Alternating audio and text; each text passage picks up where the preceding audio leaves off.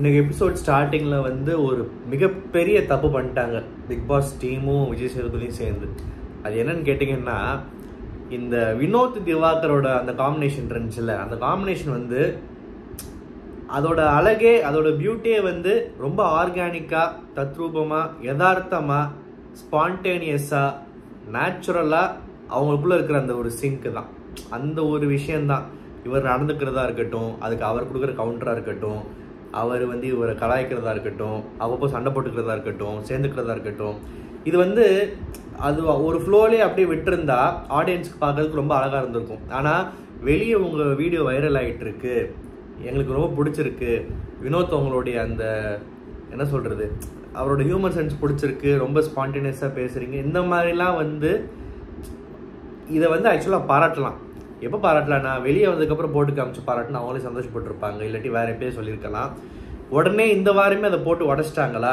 இப்போ நமக்கு நாளையிலேருந்து பார்த்தீங்கன்னா, இன்னைக்கு எபிசோட்லேயே பார்த்தீங்கன்னா, இனிமேல் வினோதும் திவாகரும் சேர்ந்து எதாவது பண்ணுறப்போ, வினோத் திவாகரை கலாய்க்கிறப்போ, திட்டுறப்போ, பேசுகிறப்போ, ஓகே இந்த காம்பினேஷன் நல்லா இருக்கு, இது வந்து வெளியே பாராட்டிட்டாங்க, விஜய் சேதுபதி வந்து இதுக்கு நல்லா சிரிக்கிறாரு, இதை வந்து என்கரேஜ் பண்ணுறாரு, நம்ம வீடியோஸ்லாம் வந்து வெளியே வைரல் ஆகுதான் அப்படின்றத நினச்சி மனசில் அதை மைண்டில் வச்சுக்கிட்டே இப்படி பண்ணுறாங்களோ அப்படின்னு ஒரு சின்ன டவுட் வந்துடும் நமக்கு. அது வந்து அந்த டவுட் நியாயமானது தான். பிகாஸ் நம்ம ஹியூமன் நேச்சரே அதுதான். ஒரு விஷயம் அதுவாக நடக்கிறப்போ அதை பார்த்து ரசிப்போம். அது மேலே ஒரு கான்ஃபிடென்ஸையோ இல்லை ஒரு பூஸ்ட்டோ ஒரு ஹைப்பை கொடுத்துட்டாங்கன்னா, ஓ இதுக்காகவே பண்ணுறாங்களோன்னு சொல்லிட்டு அதில் ஒரு சின்ன ஒரு ஆர்டிஃபிஷியல் கலர் ஆட் பண்ண மாதிரி நமக்குள்ளே ஒரு உறுத்தல் இனிமேல் ஆரம்பிச்சிடும். வாட் எவர், அது நல்லா இருந்துச்சு, அதுக்கு எடுக்காமல் விட்டுருக்கலாம். இந்த மாதிரி விஷயத்த வந்து இந்த அளவுக்கு வந்து ஏன் அந்த டீம் யோசிச்சிருக்க மாட்டாங்க. அவங்கள பொறுத்த வரைக்கும் அதை சொல்லி பாராட்டணும், கைத்தட்டு வாங்கணும் அப்படின்ற மாதிரி சொல்லியிருப்பாங்களே என்னன்னு தெரியல. இனிமேல் அவங்க ரெண்டு பேரும் பண்ணுற காமெடிகள், அவங்களோட அந்த அழகே வந்து காமெடின்னு தெரியாமல் காமெடி பண்ணுறது தான். இப்போ பண்ணுறப்போ தெரிஞ்சே பண்ணுறாங்கன்னு ஒரு டவுட் நமக்கு வந்துடும். ஸோ அதை இன்னுமே நம்ம இத்தனை நாளாக ரசித்த மாதிரி திரும்ப ரசிக்கிற வாய்ப்பு இருக்குமான்னு தெரில. ஸோ இதைத்தான் மிகப்பெரிய தப்பாக நான் யோசிச்சு பார்த்தேன். அதுக்கப்புறம் இந்த துஷார் கேப்டன்சியை பற்றி பேசினாங்க. அது ஒரு டம்மி பீஸு, கேப்டன் ஆன விதமும் சரி, கேப்டன் ஆகி இருந்த விதமும் சரி. இதில் துஷாருக்கு பிகெஸ்ட் ஒரு ஹிடன் லெசன் என்னென்னா, விஜய் சேதுபதி சொன்ன மாதிரி எதுக்கு வந்திருக்கோம், எங்கே வந்திருக்கோம், என்ன வேலையாக வந்திருக்கோன்றதை உணருங்க அப்படின்னு சொன்னார். இதில் நிறைய ஹிண்ட் இருக்குது. ஸோ துஷார் புரிஞ்சிருக்குன்னு நினைக்கிறேன். மற்றபடி ஒரு கேப்டனுக்கு உண்டான எந்த ஒரு தகுதியும் ஒரு ஆக்டிவிட்டீஸும் ஒரு குரலை வெளியே கேட்கல. அதை மாதிரி ஒரு டம்மி கேப்டனாக தான் இருந்தாப்புல, கேப்டன் பதவியே பறிச்சுட்டாங்க இல்லையா. ஸோ அதை பற்றி பேசுறது இதுக்கு மேலே ஒன்றும் இல்லை. அப்புறம் வந்து நம்ம நேற்று எபிசோட்லேயும் முன்னாடி எபிசோட்லேயும் தான் அடிக்கடி ஒருத்தரை பற்றி சொன்னோம், அழுகனி குமார் ஒருத்தர் உள்ளே இருக்காருன்னு சொல்லிட்டு. இவர் அழுகனி ஆட்டம் ஆடுறதை பார்த்துட்டு நமக்கு ரொம்ப காமெடியாக இருக்கும். இன்றைக்கி நிஜமாவே அழுதுட்டார், அதை பார்த்து இன்னும் காமெடியாக இருந்துச்சு. முதுகலை குத்துறது யார் அப்படின்றத பற்றி ஒரு டாஸ்க் வச்சாங்க. அதில் வந்து இந்த கமருதீன் வந்து பர்சனலாக பேசுகிற விஷயத்த கொண்டு வந்தார். அது வேலிட் இல்லைன்னு சொன்ன உடனே கேம் பற்றி ஒன்று சொன்னார். அதுவுமே ஏன்பா திரும்ப திரும்ப அந்த ரூல் புக்கை படித்தாலுமே புரிஞ்சுக்காமல் பேசுகிறேன்னு சொல்லிட்டு, உன்னை அடிச்சும் பார்த்தாச்சு, பேசியும் பார்த்தாச்சு, காலை உடச்சும் பார்த்தாச்சு, நீ ஏன் இப்படி அவுத்து விட்ட மாட்ட மாதிரி முட்டா பயலாவே சுற்றிக்கிட்டு இருக்குன்னு விஜய் சேதுபதி கேட்காத ஒரு தான் குறை. ஏன்னா அது எத்தனை வாட்டி சொன்னாலுமே புரிய மாட்டேங்குது. ஒரு ஸ்போர்ட்டிவ்னஸ் இல்லை, ஒரு அக்செப்டன்ஸ் இல்லை, ஒரு டீசென்சி இல்லை, ஒரு கேரக்டரே இல்லை, ஒரு ரொம்ப ஒரு கேவலமான ஒரு மட்டமான, மற்றவங்களை சொல்கிறத விட நீ எங்கேருந்து வந்திருக்கியோ இல்லை உன்னையே அப்படி வளர்த்துருக்காங்களோன்னு நான் நேற்று சொன்ன மாதிரி தான் வந்து கேட்க தோணுது சில விஷயங்கள்லாம் பார்க்குறப்போ. சரி, இவர் சும்மா இருந்தாலே வந்து வாய் வந்து நாரடிக்கிற அளவுக்கு அப்படி பேசுவார், அட்டாக் பண்ணுவார். இவரை பற்றி பர்சனலான விஷயங்களை வீட்டுக்குள்ளே மைக்கு போட்டிருந்தாலும் சரி, போடாமல் இருந்தாலும் சரி, அப்படி பேசியிருந்தாங்கன்னா அது ஆதிரியை வந்து தவிர்த்துருக்கலாம். நான் பிளைண்டாக வந்து பழைய கமருதீன் மேலே மட்டும் போடலை. பட் ஸ்டில் அப்படி பேசியிருக்காங்கன்ற விஷயத்த இந்த முட்டாள் ஆரோரா போய் சொல்லக்கூடாத ஆள்கிட்ட போய் சொன்னதுனால, சும்மாவே அவர் பெண்களை உள்ளே இருக்கிற சக கண்டஸ்டன்ஸை எல்லாரையுமே வந்து சக மனுஷனை நினச்சி ரொம்ப மரியாதையாக பேசுவார் இல்லையா. இவர்கிட்ட போய் அரையும் குறையுமே ஒரு விஷயத்தை போட்டு விட்டோன்னே நம்மால் வழக்கம் போல் வந்து ஆதிரையை வந்து சோறு தான் திங்கிறியா, வேறு ஏதாவது திங்கிறியா, உப்பு போட்டு திங்கிறியா, இல்லை என்ன திங்கிற, சாஸ் போட்டு சாப்பிட்றியா, அப்புறம் வந்து இதெல்லாம் ஒரு பொழப்பா, அப்புறம் என்கிட்டலாம் வச்சுக்காது இவர் அந்த என்கிட்டலாம் வச்சுக்காதுன்னு சொல்கிறப்ப யாரா நீன்னு கேட்க தோணுது. ஆனால் அது சிரிப்பும் வருது ஒரு பக்கம், ஏன்னா மாசுன்னு நினச்சி பேசிகிட்டு இருக்காப்புல. இவர் இப்படியெல்லாம் வந்து அநியாயமாக வார்த்தையில் அந்த மாதிரி விஷத்தை கத்துறப்போ அங்கேருந்து கம்மு அப்படின்னு, கம்மு நீங்கள் மூடிட்டு கும்மு அப்படின்னு கேட்க அப்படின்னு தான் சொல்ல தோணுது. ஏன்னா பார்வதிக்கு இதே தப்பெல்லாம் வேற ஒரு கண்டஸ்டன்ட்டு வேற யாராவது பண்ணியிருந்தா பார்வதி வந்து பயங்கரமாக தன்னோட அந்த போல்ட்னஸ்ஸு, அந்த மதுரைக்காரின்ற அந்த அது எல்லாத்தையும் தூக்கிட்டு வந்திருக்கும்.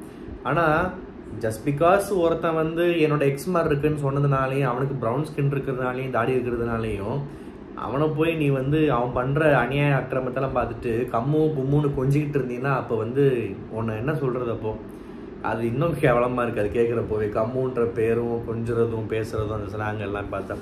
ஸோ பார்வதிக்கு வந்து தெரியுது கமருதீன் தப்பு பண்ணுறான் அப்படின்னு சொல்லிட்டு. பட் ஆனால் நேரடியாக கேட்குறதுக்கு பார்வதிக்கு வந்து ஒரு என்ன சொல்கிறது, அது வந்து பார்வதியே இல்லை. அது தப்பு பண்ணாலும் சரி, மற்றவங்க தப்பு பண்ணாலும் சரி, ஒரு ஒரு ஒரு குரலை வந்து ஒரு 10 பேர் கேட்குற மாதிரி அவர் டக்குன்னு அந்த போல்டுன்னு வீடியோவில் போட்டுக்க தெரியுதுல்ல, அதை காட்டுறதுக்கு தான் நீ இந்த வீட்டுக்குள்ளே இருக்க அப்படின்னு சொல்லிக்கிற. ஸோ வந்து இவர்கிட்ட மட்டும் ஏன் இப்படி பம்மிக்கிட்டு இருக்குன்னு தெரில. அண்டு திரும்ப ஆதிரியை விடவே இல்லை, போட்டு சுற்றிக்கிட்டே இருந்தாப்புல. கேவலமாக பேசாத, அது இது மானம் என்ன ஆகும் பாரு, இன்னமும் என்ன நீ இவர் என்ன சொல்ல வராரு? ஆதிரியோட மானம் கப்பலேறி போகிற மாதிரி இவர் என்ன பண்ணிடுவார் அந்த வீட்டுக்குள்ளே இத்தனை கேமரா இருக்கிறப்போ? ஏன் இப்படி வாய் விடுறாரு? என்ன பேசுகிறாரு? பயங்கரமாக மிரட்டுறாரு, விட்டா அடிச்சிருவார் போல்.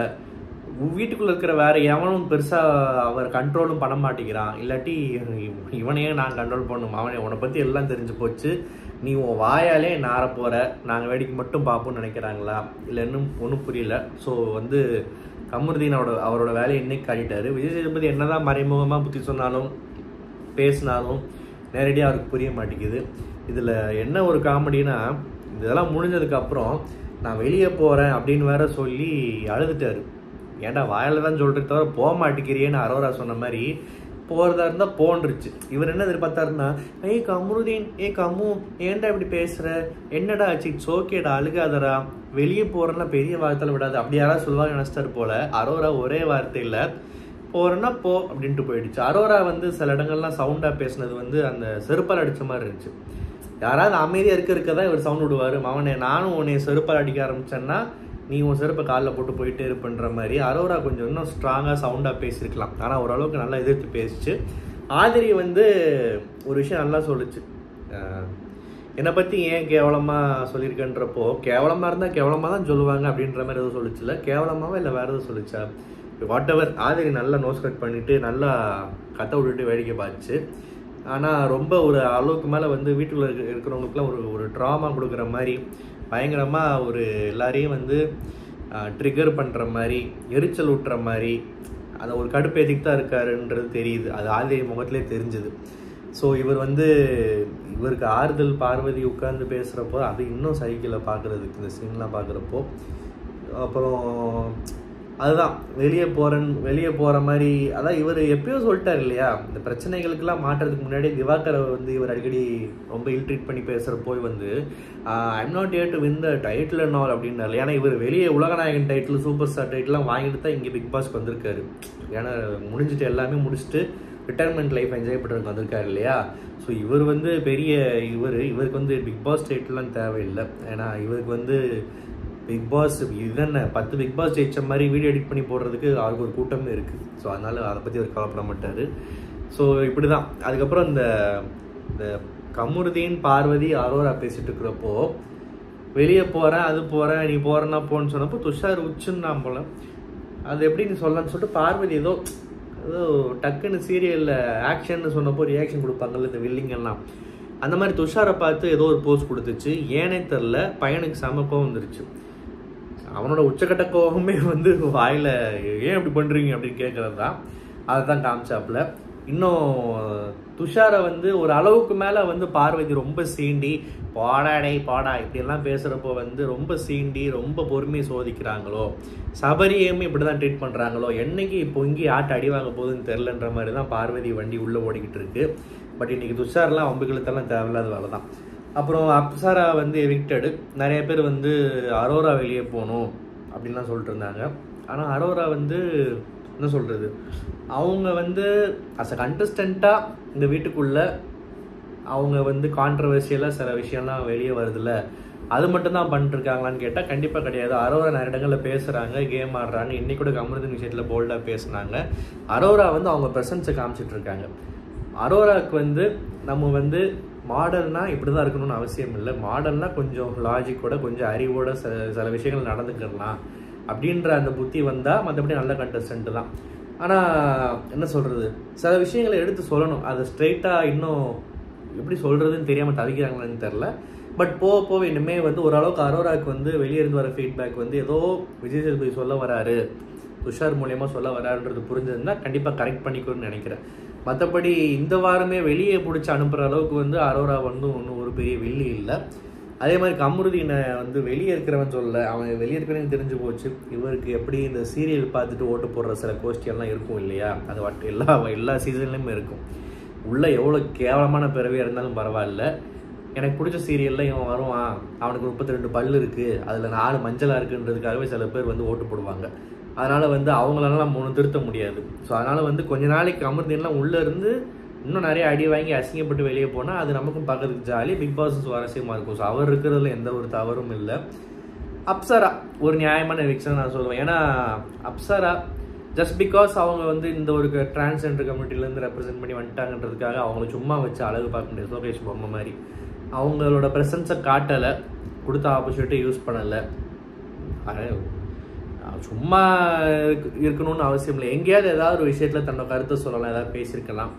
அவங்களுக்கு நடந்த ஒரே நல்லது தன்னோட கதையை சொன்னாங்க. அண்ட் அப்சரான்னு ஒரு கண்டஸ்டன்ட் வந்தாங்கப்பா, அவங்க வீட்டில் அந்த பொண்ணுக்கு ஏற்பட்ட உடல் ரீதியான மன ரீதியான அந்த மாற்றத்தை வந்து அந்த பொண்ணோட அண்ணனும் அம்மாவும் வீட்டில் ஏற்றுக்கிட்டாங்க. இது வந்து நிறைய பேருக்கு ஒரு எக்ஸாம்பிள் செட் பண்ணுற மாதிரி இன்ஸ்பைரிங்காக ஒரு நல்ல கதை, ஒரு நல்ல விஷயம், எல்லாருக்கும் வந்து ஒரு அவேர்னஸ் மாதிரி. ப்ளஸ் நிறைய பேர் வந்து இதை உள்வாங்கிக்கிட்டு பரவாயில்ல இப்படியும் உலகத்தில் இருக்காங்களேன்னு சொல்லிட்டு தெரிஞ்சுக்கலாம். ஒரு ஃபீல் குட் மூவின்னு சொல்லுவாங்கல்ல, இப்போலாம் நிறையா ஃபீல் குட் மூவிலாம் வர ஆரம்பிச்சிருச்சு. அதாவது ஃபீல் குட் மூவின்னு வாங்க, படம் பெருசாக கலெக்ட் பண்ணாத சென்ஸ் போய் தேட்டரில் பார்க்க மாட்டாங்க, ஓடிடியில் பார்த்துட்டு அதுக்கப்புறம் தான் சொல்லுவாங்க சே ஃபீல் குட் மூவின்னு சொல்லிட்டு. அப்சரா வந்து ஒரு ஃபீல் குட் மூவி மாதிரி தான், ஃபீல் குட் கேரக்டர், ஒரு நல்ல கேரக்டர், ஒரு நல்ல கண்டஸ்டன்ட்டு வந்துச்சு, அமைதியாக இருந்துச்சு, 2 நாள் 2 வாரம் சாப்பிடுச்சு, வெளியே போயிடுச்சு, அவ்வளோதான் முடிஞ்சு. இதுக்கு இவ்வளோதான். மற்றபடி பிளாக் பஸ்டர் கண்டஸ்டன்ட் வெளியே போயிட்டாங்கலாம் சொல்ல முடியாது.